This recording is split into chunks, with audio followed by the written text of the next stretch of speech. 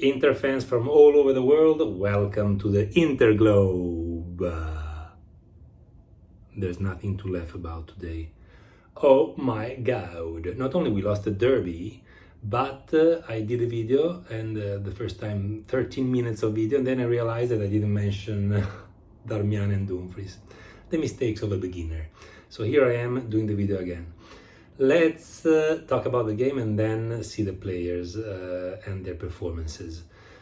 First 10 minutes of the game, I would say nothing special on either side. Then Inter started playing a little better than Milan and bringing the ball more forward and giving the impression that the goal was at reach. In fact, the goal came, and I think that it was like an excellent, a sublime team play, because it was orchestrated really majestically, starting with Correa, who was the heart of this play because he started it, and then Lauti defended the ball very well, and then Correa again gave an incredible ball for Brozovic, who was excellent in cutting through and in scoring and in letting the Catalan behind. So, it was perfect. And then after the goal, we actually continued to play well for the first 4 or 5 minutes, 5 minutes I think, and then Chala made an unexcusable mistake by giving this ball horizontally. When you go playing, when you're 6-year-old and you go playing in the campuses, soccer campuses, the first thing they tell you is never pass a ball horizontally in your midfield. As simple as that. So that turned out to be sort of a switch for Inter, because after that goal, Inter disappeared from the pitch altogether for the rest of the game, until we had this goal from Dzeko that gave hope for the last 15-20 minutes. But it was not something generated intentionally by Inzaghi's tactics. It was something that was just generated by this occasional goal that we scored in a period of time in which Milan was super dominating, if such word exists, the game. So we ended up, after suffering for this goal, the first one from Milan, a goal in which I have to say that Skriniar wasn't impeccable, but also Handanovic could have done a bit better, because he was hit, and I don't know how to say, this is something I have to learn, not with this part, the flat part of the foot, but with what we in Italy call the neck of the foot. I will learn how you say that for next time. And so I think that Handanovic could have done better. And then after this, we suffered another goal for another mistake. This mistake includes Dumfries and Barella on the wing and not covering on Leao. I mean, that Leao is the most dangerous player. He's there alone, close to the corner kick. I mean, come on. And then De Vrij, incredible, horrible, appalling, totally absent. So, we go down 3-1, and then after Dzeko's goal at the 70th minute, we were able to be incisive and dangerous with Lauti, with a header that almost tied the game, and with Çalhanoğlu, who shot an amazing shot, and really, Magnan, respect. So we lose 3-2. Let's go to the players and to their performances. Handanovic, I would say, not good enough, not explosive enough in his movements, and especially on the first goal, I think he could have done more. The question here is, would have Onana done better? And I tend to say yes. So Handanovic, normal but not good. Why not trying Onana after all these goals that we've been suffering and conceding lately? Why not? We need a change, even psychologically, and this could be the best time. And we could get advantages from this change. Andanovic is 38, when Zenga was 34, when Toldo was 34, when Pagliuca was 34, and when Julio Cesar was 34, all of these great goalkeepers when they left. So, I respect Andanovic, but, it's time to go. You're 38, my friend.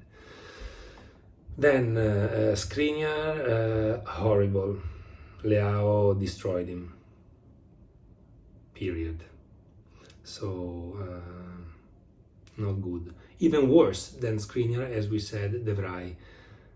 2 years ago, best defender of the league. Now, and last year, not up to his game at all.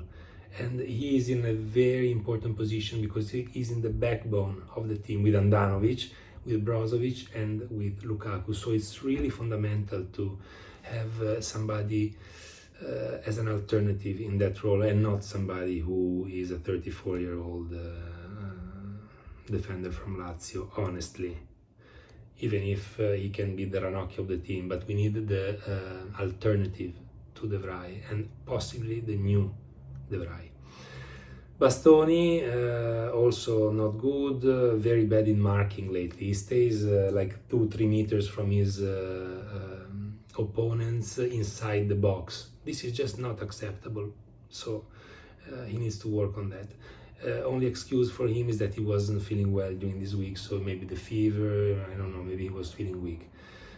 But together with the rest of the defense, horrible. Then let's go to midfield with Barella, 0, just like De Vrij yesterday. No, impossible to even notice him. Tonali devastated him physically, mentally. So for Barella, 4 lungs, no run, and no lungs, and no quality at all. So he even stayed on the pitch too long for me.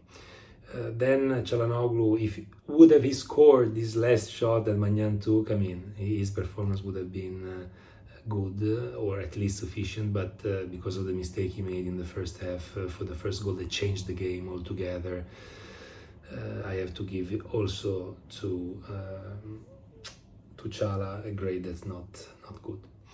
And Brozovic, I think he won his duel with the Catelar, and so I think that all in all his game can be judged as sufficient. Nothing special, even lost some dangerous balls, but all in all, because of the goal and because of how he limited the Catelar, I think that he deserves a sufficient grade. So after Barella, Brozovic and Çalha, let's go on the wings. Darmian, positive game. I think he did what he had to do, and he didn't make any major mistakes. So in yesterday's context, it was a positive performance. And on the other wing, Dumfries, he was a chicken when he started to talk with that not easy to define human being that is Teo Hernandez, and you know that he's this kind of player, and after 9 minutes he takes you inside this game and you accept it altogether. I mean, what? So this was not a very mature behavior from Dumfries. Also on the second goal, as we saw, he was absurdly far from Leao on this play that led to the goal, and this is also something that's a serious problem. So he did showcase some willingness and some drive more than others, but it's not enough. And then we go to Correa. Correa, I say that his game is sufficient because he did well for what are his characteristics. He's a very technical player. In the first goal, he was perfect in what he did. And in other plays, he was also capable of using his elegance to play around the powerful and fast, but not technically gifted Milan defenders. The problem with Correa is that he didn't allow the team to throw the ball, to shoot the ball forward, and to advance. So many times in the first half, Handanovic was shooting the ball forward and nobody would catch it. because Correa is not his strong suit, the head part. Okay, coming to the substitutions after Lautaro, Lauti was driven, but unfortunately he wasn't able to even shoot on goal many times. I only remember this header that he did in the end, or towards the end, and that's pretty much it. So good drive, but we need more even from you, Lauti. Then going to the substitutions, Mkhitaryan normal. He did a nice give and go with Darmian when we scored with Dzeko, but he also lost a couple of balls. Dzeko, good, because he really not only scored but allowed the defenders and Andanovic to shoot the ball long and to hold it and to gain falls, free kicks, and to free kicks, and to pass the ball to his teammates and build dangerous plays. So Dzeko good, Di Marco also positive. Gosens difficult to judge. I didn't see neither personality nor impactful plays, but he didn't have enough time, and I don't even think this was the game for him. So I wouldn't have substituted. I wouldn't have put him on the pitch in this game. Let's come to Inzaghi. Probably the worst performance since he's at Inter, because Inter lost, deserved to win, and his responsibilities are many. When I learned that Correa was playing, first of all, I was happy because I mentioned it in the last video, and the reason is that Dzeko stayed on the pitch 90 minutes in the last game while Correa was substituted, so this was a hint for me, was a clue that Correa was going to play from the starting lineup, although many newspapers didn't announce him. So I thought that it was intelligent to have a player like Correa, who is not powerful and not necessarily as fast as Milan's defenders, but technically he's on another planet. So I thought that this was actually an intelligent move. It turned out not to be so because of a mistake that is difficult to explain, because it's a mistake that's strategic and that it's clearly asked for by Inzaghi himself, which is these long shots from Andanovic and the defenders on the forwards in the first half. Why? You know, it's just going against your own choice of going with a technical player and not a big one. So this is really, for me, a big contradiction, and somewhere in there there's a big mistake. Also, he didn't show personality in halftime in the locker room. After a first half like that, you have to break doors, you have to break bottles, you have to scream out of your lungs, and evidently he didn't do it. Or if he did it, he wasn't listened to, he wasn't impactful with the players, which is even worse. So even in this case, this is very bad. Also, Dzeko should have gone on the pitch earlier, after the 2-1 goal, right away. Why did he wait? Why did he wait? You need to give a sign to the team, a message, especially because it's a psychological, a mental game, and you're losing it badly. Put Dzeko, take out a midfielder, and you give a message to the team. So this is another mistake. And the approach to the game was not good enough. I was hoping for like a blood in their eyes because of what happened last year at the derby, and because of the way that Milan and Milan fans celebrated after the Scudetto with this tasteless series of events. So, it's very disappointing for me, because yesterday was that kind of game that I think was easy to motivate players. So Inzaghi, very bad. Now, after all these horrible things, let's try to see the glass half full. What are some things that can make us feel better? Number one, our goals were masterpieces, and the goals we conceded were just huge mistakes. So I'm hopeful, because the players are the same of the best defense of last year, so I'm hopeful that we can recover from this. So our goals well crafted, their goals our mistakes. Second thing that makes me hopeful is that it was a team problem. Everyone played badly, and so it means that the approach was wrong, not that the players are weak. So this also gives me hope.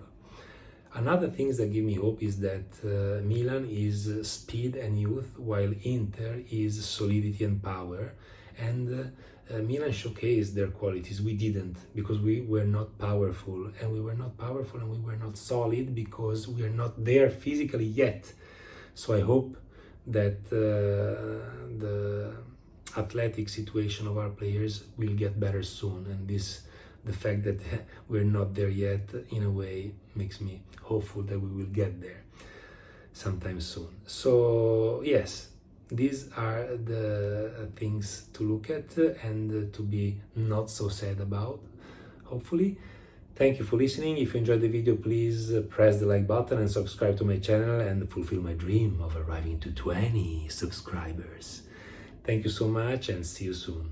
Forza Inter, anyway.